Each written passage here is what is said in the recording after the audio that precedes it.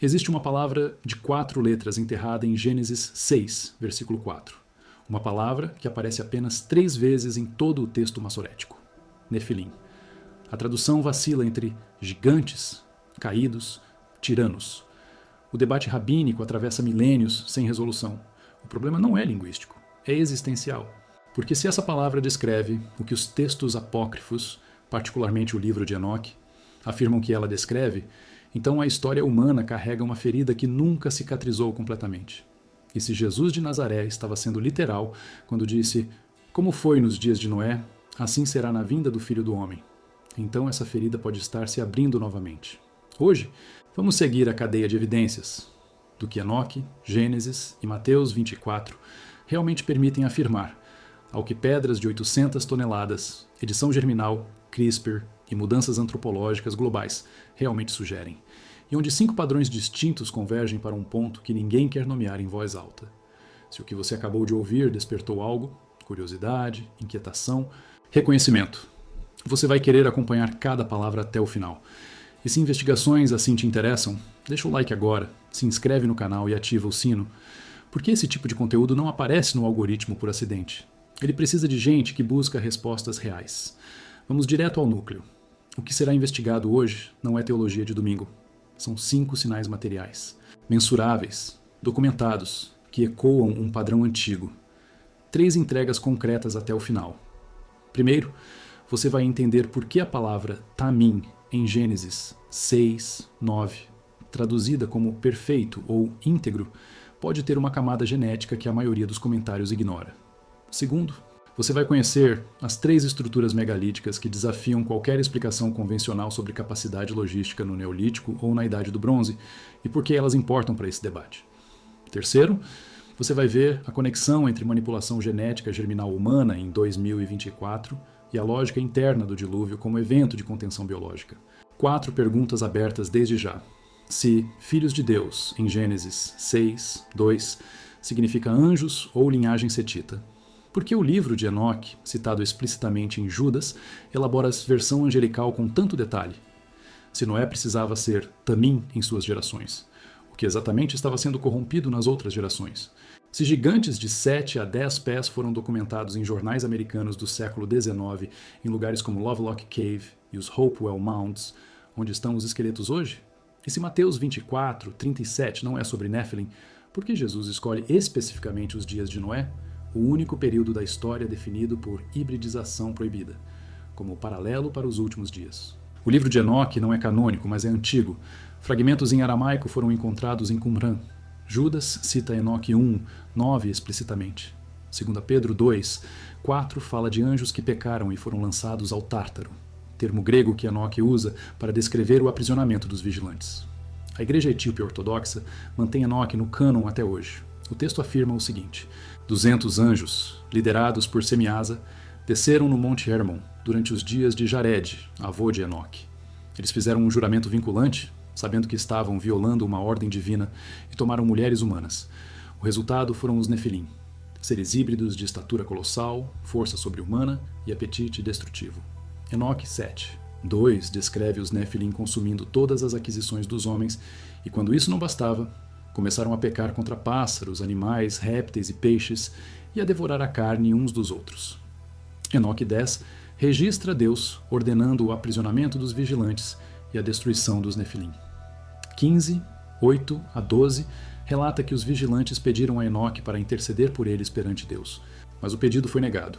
A sentença era irrevogável. Mais importante, Enoque 15, 8 a 10 afirma que os espíritos dos Nefilim mortos, porque eram híbridos, não humanos puros, permaneceram na Terra como entidades desencarnadas. A tradição judaica posterior identificaria esses espíritos como demônios. Agora, observe a linguagem de Gênesis 6, versículo 1 a 4. Quando os homens começaram a se multiplicar sobre a face da terra, e lhes nasceram filhas, os filhos de Deus viram que as filhas dos homens eram formosas, e tomaram para si mulheres de todas as que escolheram. Então disse o Senhor: não contenderá o meu espírito para sempre com o homem, porque ele também é carne, porém os seus dias serão 120 anos. Havia naqueles dias gigantes na terra.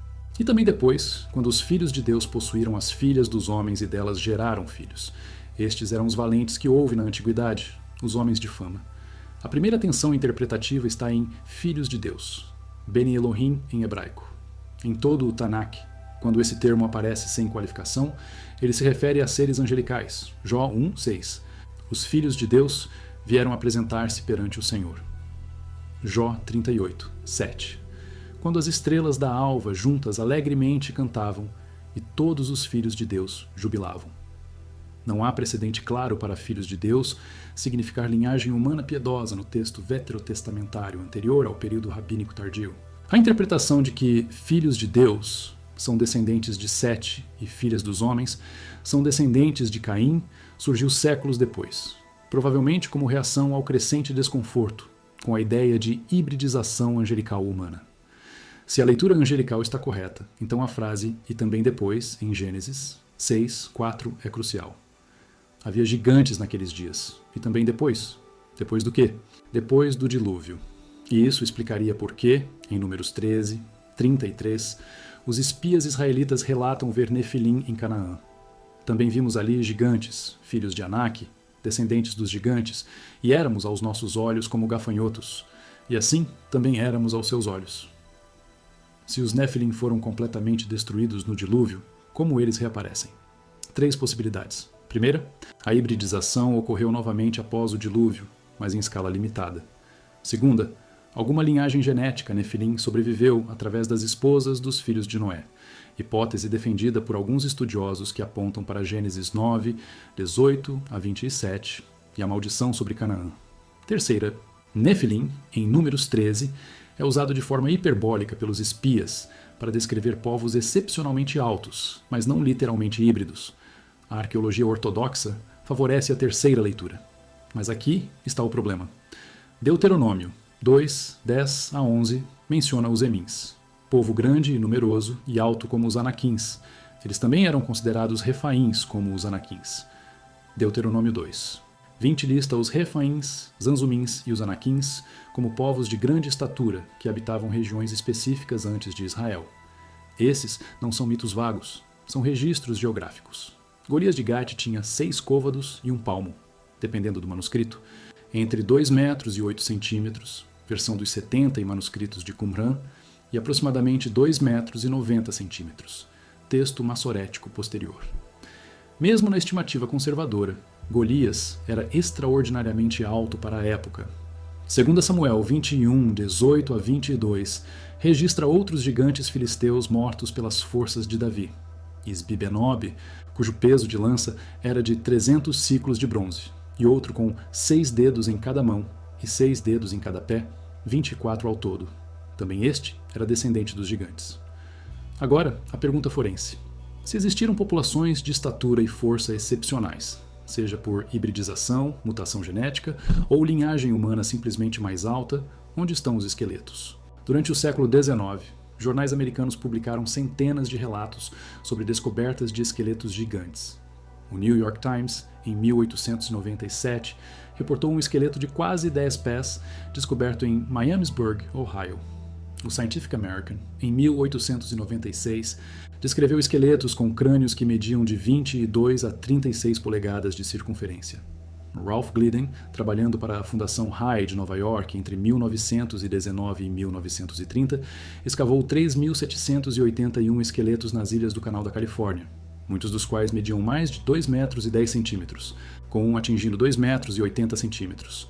Em 1959, uma equipe da Universidade de Pittsburgh, liderada por Don Dragoo, escavou o Cresap Mound em West Virginia e encontrou um esqueleto masculino medindo 2 metros e 30 centímetros, datado de aproximadamente 1000 anos antes de Cristo. A fotografia do esqueleto foi publicada no relatório de Dragoo, mas hoje, a maioria desses esqueletos desapareceu. Repatriação sob o NAGPRA, Native American Graves, Protection and Repatriation Act, devolveu muitos ossos às tribos para reenterro. Outros simplesmente sumiram de arquivos institucionais. A Smithsonian Institution é frequentemente acusada de ter destruído esqueletos gigantes para proteger a narrativa evolucionista. Em 2014, um site satírico publicou uma história falsa sobre a Smithsonian, admitindo a destruição de milhares de esqueletos gigantes. A Reuters e a Associated Press confirmaram que a história era fictícia. No entanto, A Smithsonian, de fato, incentivou no final do século XIX o envio de ossos de nativos americanos para sua divisão de exploração de montículos. Muitos relatos afirmam que os ossos foram enviados, mas não há registros de catalogação ou exibição.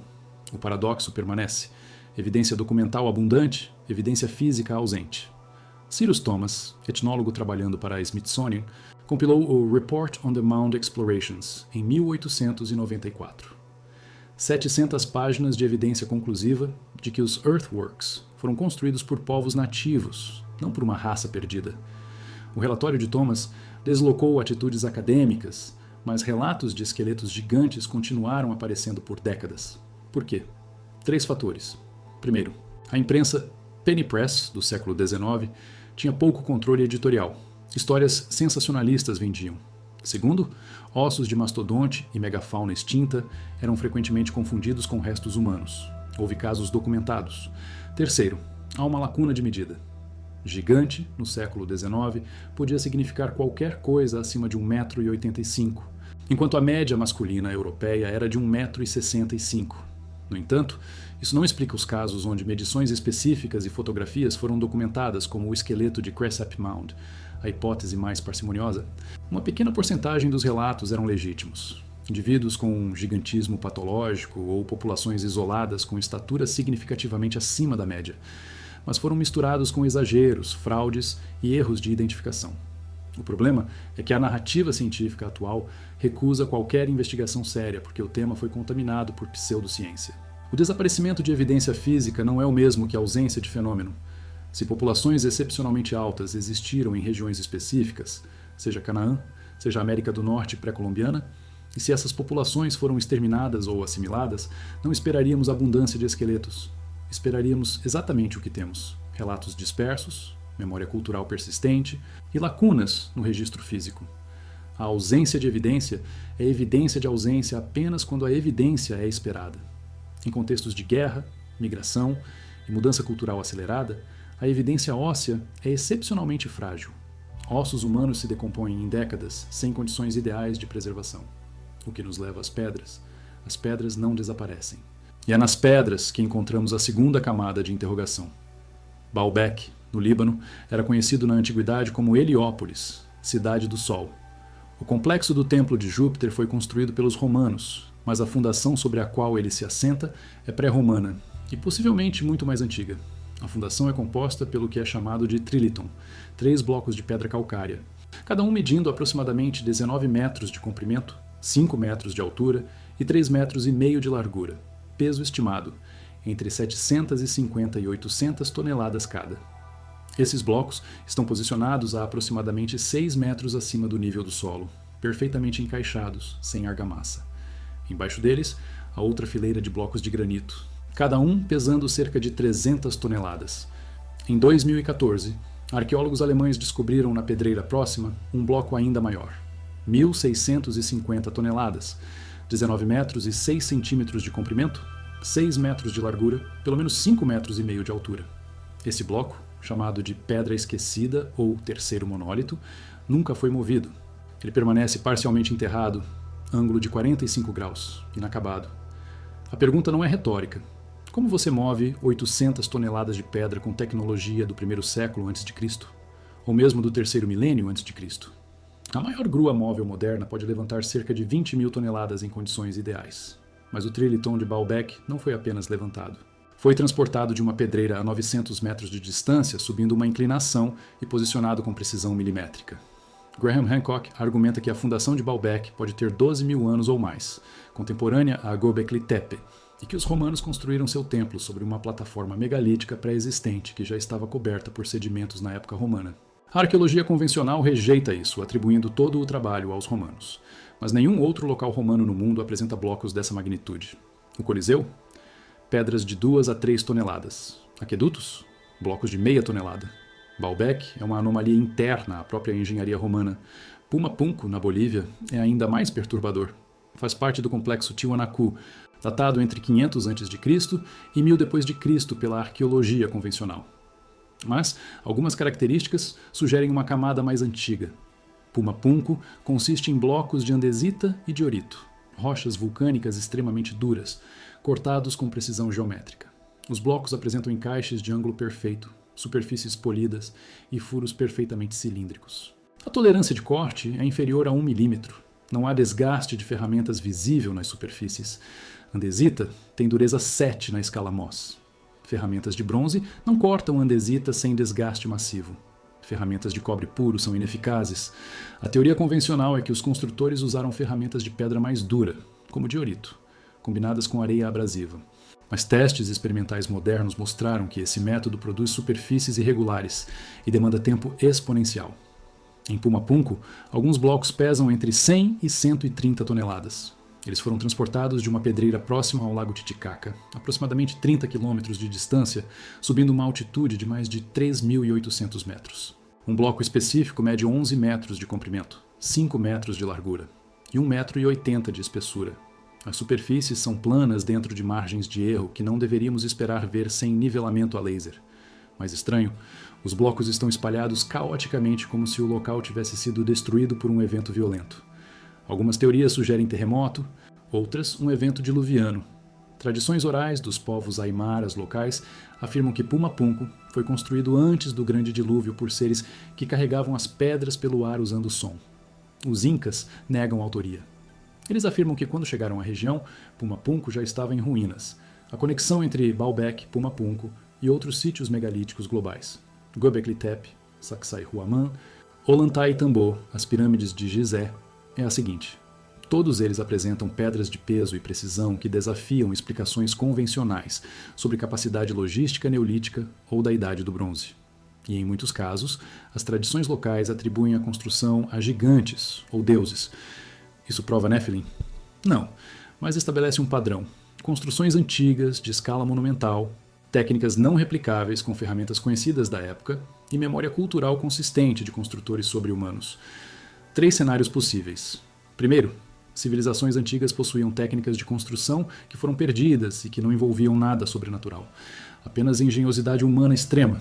Segundo, houve assistência tecnológica de uma fonte externa, seja uma civilização perdida anterior, seja, em leituras mais especulativas, intervenção não humana. Terceiro, houve uma população de força física excepcional, que permitiu logística impossível para humanos de estatura média. A ciência ortodoxa favorece a primeira explicação, mas ainda não a demonstrou experimentalmente em escala real. Pesquisadores alternativos favorecem a segunda ou terceira. A resposta honesta é: não sabemos com certeza.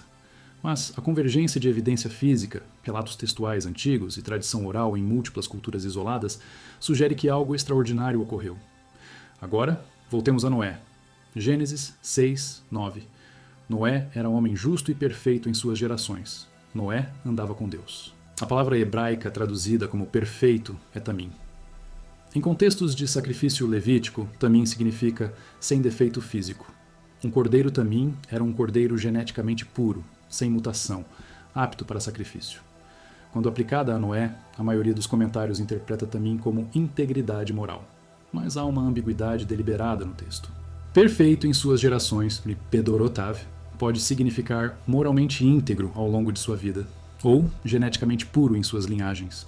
Se a corrupção pré-diluviana era genética, se os Nephilim e a hibridização angelical humana haviam contaminado o pool genético da humanidade, então encontrar uma família tamim em suas gerações seria encontrar uma família cujo DNA permaneceu humano puro. E isso explicaria por que Deus preserva especificamente Noé. Não é apenas uma questão de moralidade, é uma questão de espécie.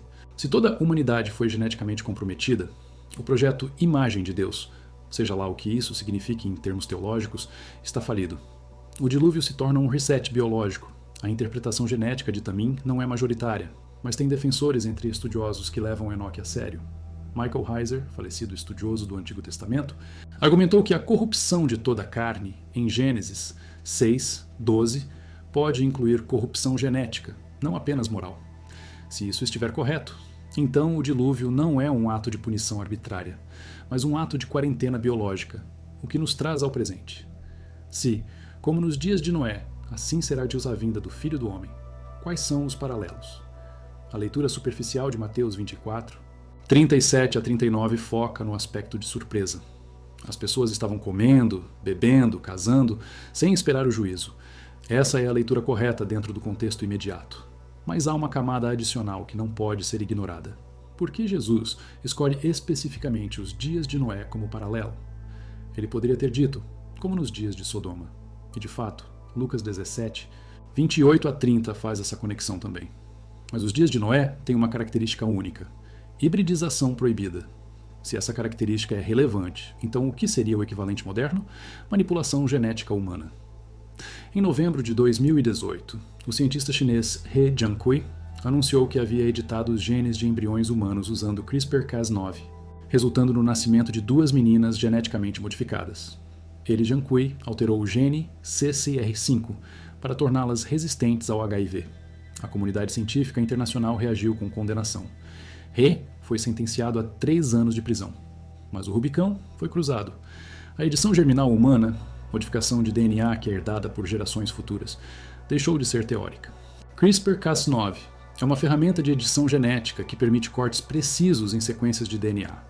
Foi descoberta em 2012.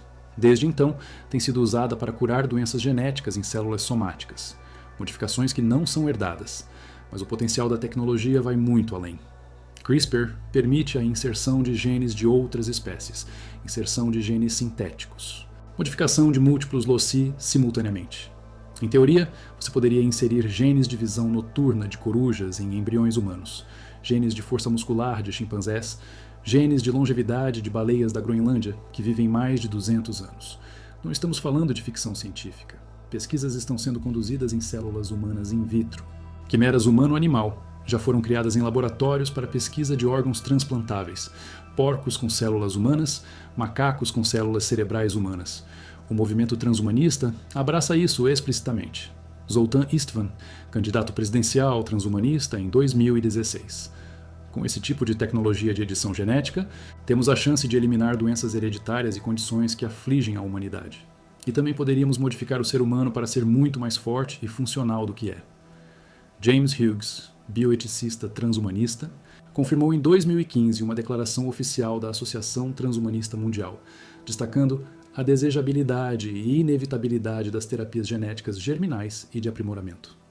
George Church, geneticista de Harvard, alertou que devemos esperar que pessoas interessadas em augmentação usem CRISPR em si mesmas ou em seus filhos. Atletas e outros interessados em aumentação corporal já aproveitaram praticamente todas as tecnologias que desenvolvemos. Ele acrescentou: algumas pessoas dizem, não consigo imaginar isso acontecendo. E eu digo, você tem que imaginar isso acontecendo. Então, aqui está o sinal número 1, manipulação genética germinal. Pela primeira vez na história, a humanidade possui a capacidade técnica de modificar sua própria espécie de forma herdável. Não estamos falando de terapia genética para curar doenças em indivíduos. Estamos falando de redesenhar a linhagem humana, criar pós-humanos. Se os Nephilim foram o resultado de hibridização proibida entre filhos de Deus e filhas dos homens, então CRISPR é a ferramenta que permite hibridização proibida entre humanos e qualquer fonte de DNA que escolhermos. A lógica é paralela. A escala, potencialmente também. He Jiankui não será o último. Há laboratórios em países com regulamentação fraca. Há bilionários financiando pesquisa longevista. Há militares interessados em super soldados com resistência aumentada, força muscular aumentada, tempo de reação reduzido. Um relatório de 2018 de Maxwell Melman, bioeticista, explorou as implicações éticas de guerreiros aprimorados. A DARPA, Defense Advanced Research Projects Agency dos Estados Unidos, investiu milhões em pesquisas de augmentação humana. Isso não é teoria da conspiração, são programas públicos. O que acontece quando você cria uma subespécie geneticamente superior? O que acontece quando você cria seres que são mais fortes, mais rápidos, mais inteligentes e geneticamente distintos da humanidade base? Você está recriando exatamente a condição que Gênesis 6 descreve. Sinal número 2, transhumanismo e hibridização ciberorgânica. CRISPR é biológico, mas há outra camada. A fusão de humano e máquina. Neuralink, de Elon Musk, está desenvolvendo interface cérebro-computador. Eletrodos implantados no córtex motor permitem que tetraplégicos controlem cursores de computador com o pensamento. Isso é terapêutico, mas a tecnologia não para ali. Musk declarou abertamente que o objetivo final é simbiose com inteligência artificial para que humanos possam competir com IA superinteligente.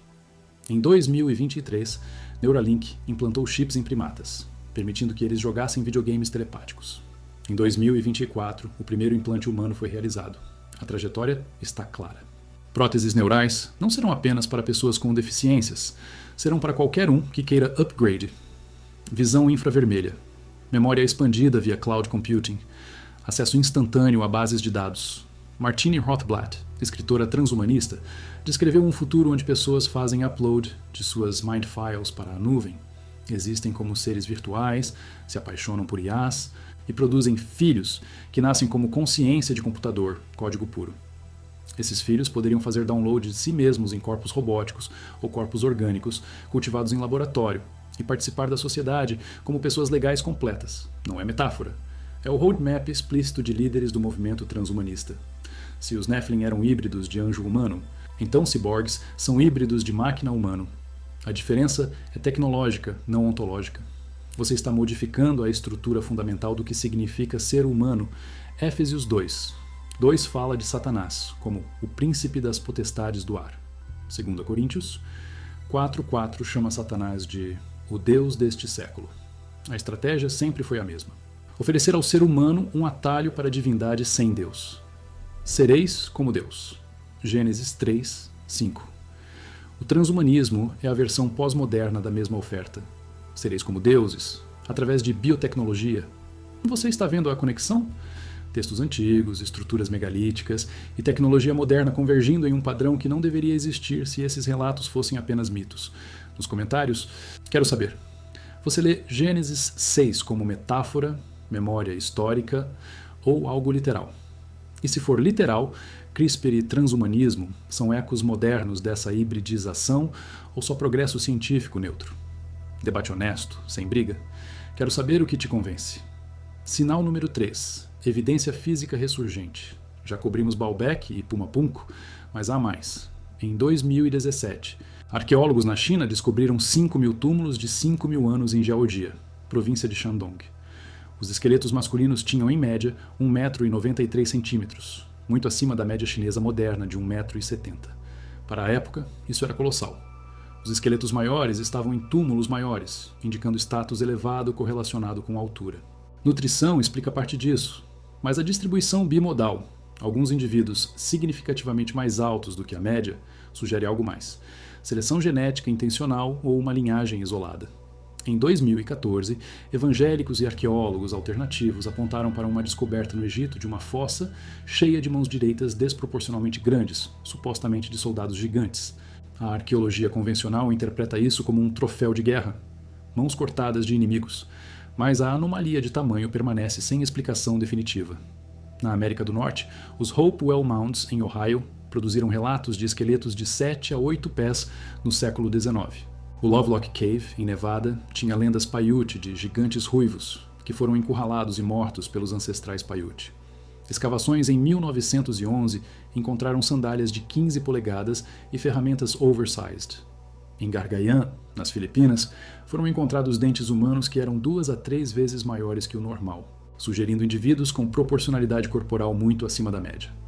A interpretação ortodoxa: gigantismo patológico, acromegalia, condições endócrinas, casos isolados, não populações. Mas então, por que as ferramentas oversized? Por que os relatos culturais consistentes? Uma coisa é ter um indivíduo com gigantismo. Outra é ter ferramentas de machado de pedra pesando 20 quilos, impossíveis de manusear para um humano médio, encontradas em contextos arqueológicos. A conexão entre megálitos e gigantes não é direta, mas é sugestiva. Se você tem uma população de força física excepcional, digamos, humanos de 2,40 metros com densidade óssea e muscular proporcionalmente aumentada. Então, logística, que parece impossível para humanos de 1,70 m, se torna plausível. Não resolve o problema de Baalbek completamente. Mesmo humanos gigantes não movem 800 toneladas sem tecnologia avançada. Mas reduz o gap explicativo. Aqui está a verdade inconveniente. A arqueologia ortodoxa rejeitou investigação séria de esqueletos gigantes, porque o tema foi contaminado por pseudociência, fraude e motivações religiosas óbvias. Mas rejeição não é refutação. Se você remove os casos fraudulentos, os exageros e as identificações incorretas de megafauna, ainda resta um resíduo de casos documentados fotograficamente, reportados por arqueólogos treinados, que indicam indivíduos ou populações de estatura significativamente acima do normal. Isso não prova Nefilim, mas prova que havia variação fenotípica extrema em populações humanas antigas. A questão é, essa variação era natural ou induzida? Sinal número 4. Corrupção moral global paralela. Gênesis 6, 5. E viu o Senhor que a maldade do homem se multiplicara sobre a terra e que toda a imaginação dos pensamentos de seu coração era só má continuamente. Esse versículo precede imediatamente a decisão divina de destruir a humanidade. A corrupção não era apenas moral, era total. Toda a imaginação. Só má continuamente. Esse é um estado de depravação sem âncora, sem remorso, sem capacidade de autocorreção. Romanos 1, 28 fala de Deus entregando pessoas a uma mente reprovada, quando elas consistentemente rejeitam o conhecimento de Deus. O resultado? Uma lista que soa como manchetes modernas. Injustiça, malícia, avareza, maldade, cheios de inveja, homicídio, contenda, engano, malignidade, sendo murmuradores, detratores, aborrecedores de Deus, injuriadores, soberbos, presunçosos, inventores de males, desobedientes aos pais. Agora compare com 2025. Pornografia é a maior indústria digital global. Tráfico humano é a terceira maior economia criminosa do mundo, movimentando 150 bilhões de dólares por ano. Redefinição de gênero em crianças pré-púberes, sem base científica consensual. Normalização de poliamor, relações abertas, desintegração da estrutura familiar. Aborto como saúde reprodutiva. 730 mil abortos no EUA em 2021. Suicídio assistido em expansão global. Eutanásia de pessoas com depressão no Canadá, sob o programa MMIND. Pedofilia sendo academicamente rebranded como atração por menores, em círculos progressistas. Isso não é sobre esquerda versus direita. É sobre colapso de barreiras éticas fundamentais. A pergunta não é, sociedade está pior do que nunca. A pergunta é, o padrão de desintegração moral é paralelo ao descrito em Gênesis 6? 2 Timóteo 3, 1 a 5, descreve os últimos dias. Os homens serão amantes de si mesmos, avarentos, presunçosos, soberbos, blasfemos, desobedientes a pais, ingratos, profanos, sem afeto natural, irreconciliáveis, caluniadores, incontinentes, cruéis, sem amor para com os bons, traidores, obstinados, orgulhosos, mais amigos dos deleites do que amigos de Deus, tendo aparência de piedade, mas negando a eficácia dela. Sem afeto natural. Astorgos em grego pode ser traduzido como sem amor familiar instintivo. Pais abandonando filhos, filhos processando pais. Desintegração do vínculo primário. Crueldade casual. A lista de Paulo não é abstrata, é observacional e é contemporânea. Não estou dizendo que 2025 é pior do que Roma, ou os astecas, ou o Gengis Khan. Estou dizendo que o padrão é reconhecível e está acelerando. Sinal número 5, casamento e dando-se em casamento redefinido. Mateus 24, 38. Porquanto, assim como, nos dias anteriores ao dilúvio, comiam, bebiam, casavam e davam-se em casamento, até ao dia em que Noé entrou na arca. A leitura superficial, vida normal continuava. Ninguém esperava julgamento, mas há uma camada adicional. Casavam e davam-se em casamento. A frase usa dois verbos diferentes. Casavam refere-se ao ato geral. Davam-se em casamento refere-se especificamente a arranjos matrimoniais, especialmente o ato de pais entregarem filhas. Pode ser apenas variação estilística. Mas, se lermos Gênesis 6, 2 à luz de Enoque 6, 1 a 6, o contexto é específico. Filhos de Deus, tomando filhas dos homens. União proibida, cruzamento de categorias ontológicas. Então, o que seria o paralelo moderno? Não é apenas as pessoas estão se casando. As pessoas estão redefinindo o casamento de forma que destrói a categoria original. Casamento entre pessoas do mesmo sexo. Casamento grupal, casamento com IA. Já há casos registrados no Japão de pessoas casando com hologramas de personagens de anime. Identidade de gênero autoafirmada sem base biológica. Homem e mulher, como categorias, são considerados construtos sociais, não realidades biológicas. Se você pode redefinir a natureza humana, você pode redefinir casamento. E se você redefine casamento, você desintegra da estrutura de parentesco, que sustenta civilizações. Isso não é sobre posição política, é sobre padrão antropológico. Sociedades pré-diluvianas, segundo o texto, corromperam o projeto original ao ponto de Deus ter que intervir. Se o projeto original inclui dimorfismo sexual, reprodução biológica e estrutura familiar nuclear, então a erosão dessas categorias é, por definição, movimento na direção de Gênesis 6. A Bíblia não usa a linguagem de direitos humanos ou identidade de gênero. Ela usa a linguagem de criação como macho e fêmea. Gênesis 1, 27. E deixará o homem seu pai e sua mãe e apegar-se-á à sua mulher. Gênesis 2, 24. Se essas categorias são intencionais e não acidentais, então a dissolução delas é regressão ao caos pré-criação. Gênesis 1, 2. A terra era sem forma e vazia. O dilúvio de Gênesis 7 é uma reversão à criação. As fontes do grande abismo e as janelas dos céus se abrem. O que havia sido separado em Gênesis 1 se funde novamente. Deus desfaz a criação para limpar e recomeçar. Se 2025 está vendo dissolução das categorias criacionais fundamentais, humano versus não humano, masculino versus feminino, natural versus artificial, então estamos em território pré-diluviano. 5 sinais. Todos eles convergem. Manipulação genética germinal permite redesenho herdável da espécie humana. Transhumanismo permite fusão de humano e máquina. Evidência física, embora contestada, aponta para populações ou indivíduos de força e estatura excepcionais no passado. Corrupção moral global espelha. Gênesis 6, 5. Redefinição de casamento e natureza humana destrói as categorias criacionais. Cada um desses sinais, isoladamente, pode ser explicado. Mas a convergência é inquietante. E é aqui que a promessa de Mateus 24 se torna concreta. Como foi nos dias de Noé, assim será na vinda do Filho do Homem. Se Jesus estava sendo literal, e não há razão textual para assumir que não estava, então os últimos dias vão refletir as condições dos dias de Noé, não apenas moralmente, estruturalmente. Se os dias de Noé foram definidos por hibridização proibida, então os últimos dias vão ser definidos por hibridização proibida. A diferença é o método. Não é mais anjos descendo do Monte Hermon. É cientistas em laboratórios com pipetas CRISPR. Não é mais Nephilim nascendo. É transhumanistas fabricando pós-humanos. Mesmo padrão. Ferramentas diferentes. Aqui está a questão final que ninguém quer enfrentar. Se a hibridização foi a razão do dilúvio, e se estamos entrando novamente em condições de hibridização, o que impede o segundo julgamento? Pedro 3, 6 a 7. Pelas quais coisas pereceu o mundo de então, coberto com as águas do dilúvio. Mas os céus e a terra que agora existem pela mesma palavra se reservam como tesouro e se guardam para o fogo, até o dia do juízo e da perdição dos homens ímpios.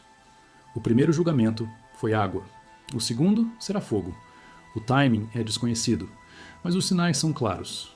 Se você está vendo manipulação genética, fusão cyber-orgânica, desintegração moral e redefinição antropológica acontecendo simultaneamente em escala global, você não está vendo progresso. Você está vendo repetição.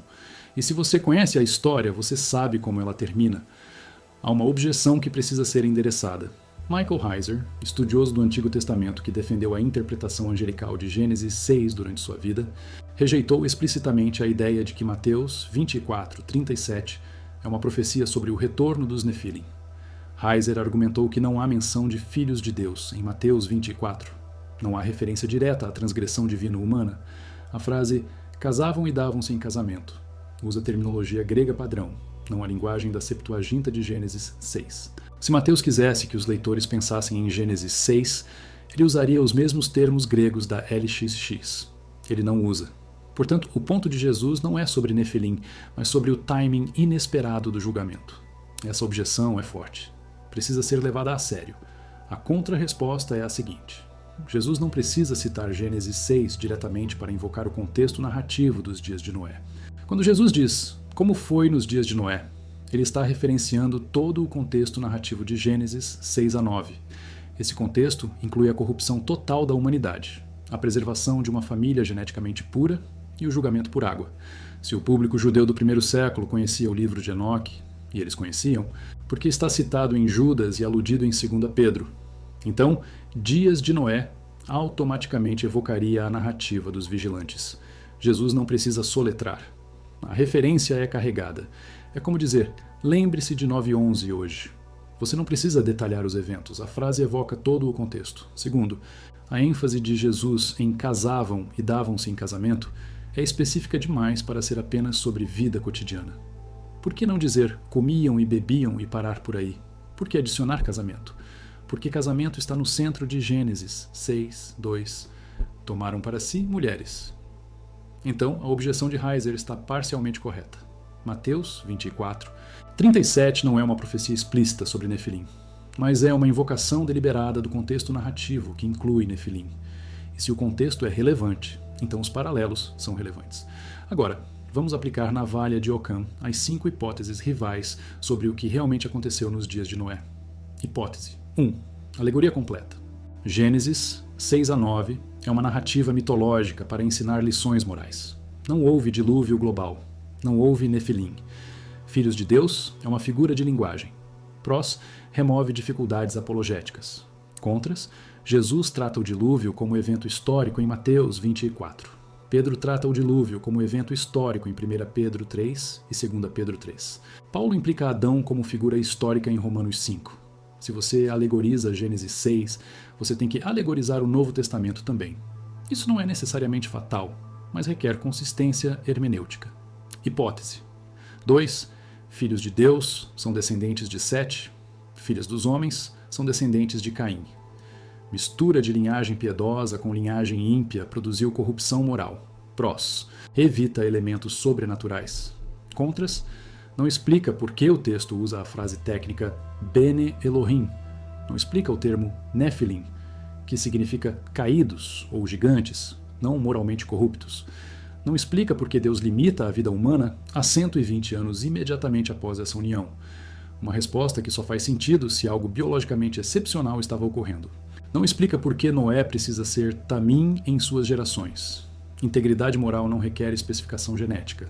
Não explica o contexto de Números 13, 33 e Deuteronômio 2, onde povos de estatura gigante são mencionados como reais e geograficamente localizados. Hipótese 3. Filhos de Deus são anjos caídos. Nefilim são híbridos, literal anjo humano. Prós. Explica o uso de Bene Elohim. Explica o termo Nefilim. Explica a resposta divina drástica. Explica a necessidade de Noé ser geneticamente puro, consistente com Enoque, Judas e 2 Pedro. Contras, requer aceitar que anjos podem reproduzir com humanos, o que Mateus 22, 30 parece negar. Na ressurreição, nem casam nem se dão em casamento, mas serão como os anjos de Deus no céu. No entanto, essa objeção assume que anjos no céu têm a mesma capacidade que anjos caídos na terra. O texto de Mateus não diz que anjos não podem reproduzir. Diz que anjos no céu não casam. Judas 1, 6 fala de anjos que não guardaram o seu principado, mas deixaram a sua própria habitação. Eles abandonaram sua esfera apropriada. A transgressão foi deixar o domínio celeste e entrar no domínio terrestre. Hipótese 4. Filhos de Deus são governantes humanos tirânicos que tomaram mulheres à força. Nefilim eram simplesmente seus descendentes de elite. Prós. Evita sobrenaturalismo. Explica corrupção social. Contras. Não explica por que o texto usa Bene Elohim em vez de reis ou líderes. Não explica por que Nefilim aparece como termo distinto para descrever os descendentes. Não explica a ênfase em estatura física em Números 13, Deuteronômio 2 e a história de Golias. Hipótese 5. Filhos de Deus são anjos. Nefilim são o resultado de alguma forma de manipulação genética ou tecnologia perdida, não reprodução literal. Prós. Reconcilia elementos sobrenaturais com implausibilidade biológica de anjos, tendo DNA. Explica por que o conhecimento proibido, ensinado pelos vigilantes em Enoque, inclui metalurgia, cosméticos, astrologia e farmacologia, possível código para biotecnologia. Contras. Especulativa demais, sem base textual clara, projetando tecnologia moderna em texto antigo. Das 5 hipóteses, 3 é a mais consistente com o texto como está escrito e com o contexto do Segundo Templo. Mas 3 exige aceitar elementos sobrenaturais que a academia secular rejeita por padrão. Se você rejeita a priori qualquer possibilidade de intervenção sobrenatural, então 2 ou 4 são as opções restantes, mas ambas têm problemas textuais significativos. A hipótese mais honesta é: algo extraordinário ocorreu que produziu uma população de força e estatura excepcionais. E a memória cultural desse evento foi preservada em múltiplas tradições. Mas a natureza exata do evento, natural, sobrenatural ou misto, permanece em disputa. O que não podemos dizer é nada aconteceu e tudo é mito, porque os padrões arquitetônicos, os registros textuais e a persistência cultural são muito consistentes para descartar completamente. Então, onde isso nos deixa em 2025? Se os 5 sinais são válidos, o que fazemos com eles? Primeira resposta: vigilância informada. Vigiai, pois, porque não sabeis a que hora há de vir o vosso Senhor. Mateus 24, 42. Vigilância não é paranoia, é discernimento. É reconhecer padrões. Se manipulação genética, transhumanismo e colapso ético estão convergindo, isso não significa pânico, significa sobriedade. Segunda resposta: resistência ética. Daniel 1, 8. Daniel propôs no seu coração não se contaminar. Quando Babilônia ofereceu comida e vinho do rei, Daniel recusou. Não por legalismo, mas por integridade. Se a pressão cultural ou tecnológica está empurrando em direção à hibridização, a resposta cristã não é acomodação. É linha na areia. Você não precisa ser Amish, mas você precisa saber onde estão seus limites. Edição genética somática para curar câncer? Pode ser ético. Edição genética germinal para criar bebês projetados com QI aumentado? Isso cruza a linha. Interface cérebro-computador para restaurar movimento em tetraplégicos? Terapêutico. Interface cérebro-computador para fazer upload de consciência e viver para sempre? Isso não é humano, é pós-humano. E pós-humano não é o projeto. Terceira resposta: testemunho claro. Se estamos em dias paralelos a Noé, então o papel da igreja é o papel de Noé. Proclamar justiça, construir a arca e ser preservado. 2 Pedro 2, 5 chama Noé de pregoeiro da justiça. Ele avisou. Ninguém ouviu, mas ele avisou. A igreja hoje tem a mesma responsabilidade, não para prever datas. Não sabeis o dia nem a hora, mas para nomear padrões, chamar pecado de pecado, chamar corrupção de corrupção e oferecer a porta aberta da arca, Cristo. Há uma diferença crucial entre os dias de Noé e agora. Em Gênesis 6, Deus fecha a porta da arca. Gênesis 7, 16. E o Senhor a fechou por fora. Depois disso, não há mais salvação. Mas em 2025, a porta ainda está aberta. Agora é o tempo aceitável, agora é o dia da salvação. 2 Coríntios 6, 2. Isso significa que há tempo, mas tempo limitado. Não contenderá o meu espírito para sempre com o homem. Gênesis 6, 3. Deus dá espaço para arrependimento, mas não infinito. Então, se você está ouvindo isso e reconhece os padrões, a resposta correta não é fascínio mórbido, é ação. Se você não tem certeza de onde está com Deus, resolva isso agora. Se você está vivendo de forma que sabota a sua própria alma, pare. Se você está se conformando com pressões culturais que contradizem a verdade revelada, resista. Não vos conformeis com este mundo, mas transformai-vos pela renovação do vosso entendimento. Romanos 12, 2. Renovação de entendimento significa ver o mundo através da lente da Escritura, não através da lente da cultura. E quando você faz isso, os padrões ficam óbvios. 2 cenários finais. Cenário A. Tudo isso é coincidência. CRISPR é apenas ciência. Transhumanismo é apenas pessoas tentando melhorar a vida. Megálitos foram construídos por humanos muito inteligentes com paciência infinita. Esqueletos gigantes eram todos fraude ou gigantismo patológico. Gênesis 6 é alegoria ou linhagem setita. Mateus 24 não tem nada a ver com hibridização. Nesse cenário, você pode descartar esse vídeo inteiro, voltar para a sua vida e assumir que progresso tecnológico é linear e benigno. Cenário B. Os padrões são reais. Gênesis 6 descreve um evento literal de hibridização proibida que corrompeu a criação ao ponto de exigir reset global. Jesus invocou esse evento ao descrever os últimos dias, porque os últimos dias vão repetir o padrão. Não anjos descendo, mas humanos brincando de Deus através de biotecnologia e cibernética. Os 5 sinais são marcadores de convergência. E o relógio está correndo.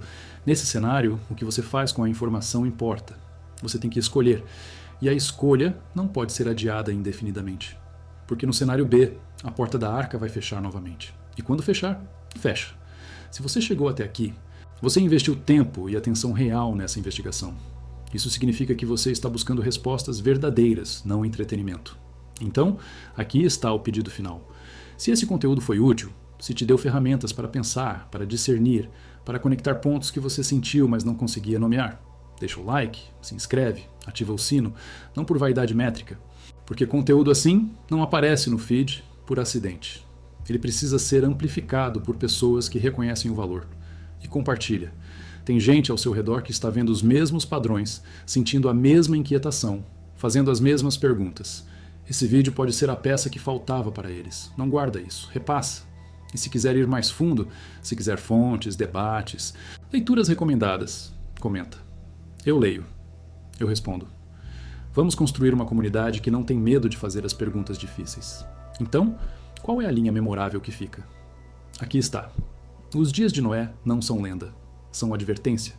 E advertência não consultada é catástrofe garantida.